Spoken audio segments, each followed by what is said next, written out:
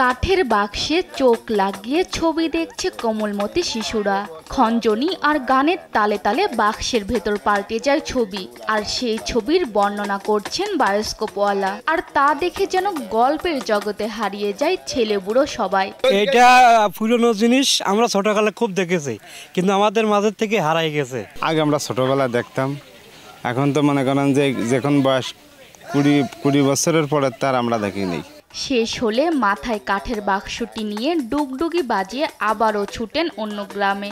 সেখানেও দল বেঁধে এক জায়গায় জড়ো হয় গ্রামের সব শিশু কিশোররা। বর্তমান সময়ে গ্রাম বাংলায় বায়োস্কোপ বিরল। কালের বিবর্তনে হারিয়ে গেছে বাংলার বিনোদনের এ লোকজ মাধ্যমটি। টিভি আর স্মার্টফোনের সহজলভ্যতায় অনেকটাই বিলুপ্ত বায়োস্কোপ নামের এ বিনোদনের মাধ্যমটি। তবুও কোথাও না কোথাও কেউ একজন থাকে। তেমনি একজন ঝিনাইদহের শৈলকুপা উপজেলার বগুড়া গ্রামের অলিয়ার রহমান এখনো টিকিয়ে রেখেছেন ঐতিহ্যবাহী এই পেশাটি। 40 বছর আগে থেকে শুরু করেছিলাম, তখন মোটামুটি চলতো। এখন দেখায় কিরণমালা, ঈশ্বর শিকদারের ফাঁসি, যমুনা সেতু, রুবেল পূর্ণিমা, তারপরে আপনার কি ওই মিনিস্টার ফাটাকেষ্ট, যার মানে মিঠুন চক্রবর্তী। আর শুরুতে দেখাতাম বেদের মেয়ে জ্যোৎস্না।